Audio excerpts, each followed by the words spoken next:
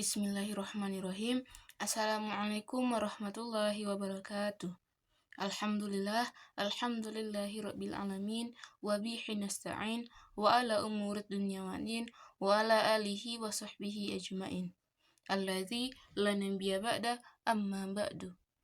Pertama-tama, marilah kita ucapkan puji dan syukur kita atas kehadiran ilahi Rabbi Allah Subhanahu wa Ta'ala, yang mana beliau telah memberikan kesehatan dan kesempatan kepada kita semua sehingga sampai saat ini kita masih dapat menjalankan aktivitas kita seperti biasa.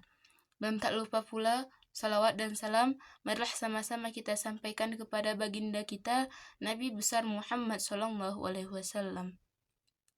Baik, saya Tiara Mahtuah, program studi manajemen pendidikan Islam semester 6 akan menjabarkan materi saya yang berjudul tentang sejarah ilmu kalam. Ilmu kalam adalah ilmu yang membicarakan bagaimana menetapkan kepercayaan keagamaan atau agama Islam dengan bukti-bukti yang yakin. Ilmu kalam adalah ilmu yang membahas soal-soal keimanan yang sering juga disebut ilmu aqaid atau ilmu usuluddin. Ilmu ini adalah salah satu dari 4 disiplin keilmuan yang telah tumbuh dan menjadi bagian dari tradisi kajian tentang agama Islam. Ilmu kalam sudah ada semenjak Rasulullah SAW, namun belum ada nama ilmu kalam di dalamnya. Sejarah mencatat bahwa lahirnya ilmu kalam mulai pada saat Ali bin Abi Thalib menjadi khalifah. Pada saat itu banyak gejolak politik yang terjadi setelah pengangkatan Ali sebagai khalifah. Ini semua dipicu karena kebijakan Ali sebagai khalifah tidak menghukum ataupun tidak menindaklanjuti pembunuhan dari kematian Khalifah Utsman bin Affan. Pada masa Nabi Muhammad SAW, umat Islam ini sangat bersatu. Mereka satu akidah, satu syariah, dan satu akhlakul karimah. Akan tetapi, ketika mereka berselisih pendapat, maka mereka akan mengatasinya dengan wahyu. Awal mula perselisihan ini dipicu oleh persoalan politik yang menyangkut peristiwa pembunuhan Utsman bin Affan, yang membuntut pada penolakan Muawiyah atas kekhalifahan Ali bin Abi Thalib. Dan persoalan kalam yang pertama kali muncul adalah persoalan siapa yang kafir dan siapa yang bukan kafir, dalam artian siapa yang telah keluar dari Islam dan siapa yang masih tetap berada dalam agama Islam. Pemberontakan yang pertama kali ini berasal dari Siti Aisyah. Pemberontakan ini dilatar belakangi rasa kecewa atas tindakan Ali yang tidak menghukum pembunuhan Utsman bin Affan. Peristiwa ini pecah pada saat insiden Perang Unta, perang yang akhirnya dimenangkan pihak Ali bin Abi Thalib. Pemberontakan kedua ialah pemerintahan Ali yang tidak diterima di Suriah, dipimpin oleh Muawiyah yang bertepatan di ibu kota Damaskus. Muawiyah adalah seorang gubernur sekaligus kerabat dari Utsman. Muawiyah memberontak juga dilandasi karena pikirannya terhadap Ali yang tidak peduli akan peristiwa pembunuhan Utsman. Muawiyah memiliki banyak dukungan dari suku-suku Mekah dan orang-orang Arab yang kaya dan menghargai pemerintahan yang kuat dan bijaksana.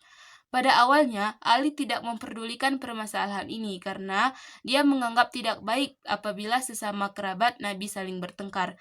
Namun lambat laun, pemikiran dari Muawiyah semakin mengkhawatirkan, hingga pada puncaknya terjadilah Perang Siffin pada tahun 37 Hijriah. Perang ini hampir dimenangkan oleh pihak Ali. Pada saat kritis, pihak dari Muawiyah, Amir bin Ash, mengusulkan untuk mengacungkan Al-Quran di ujung tombak tentara terdepan mereka. Ini menandakan bahwa pihak Muawiyah mengajak berdamai dengan memakai Al-Quran. Peristiwa ini disebut dengan istilah tahkim. Hal ini disetujui oleh Ali untuk berdiskusi damai dengan Muawiyah.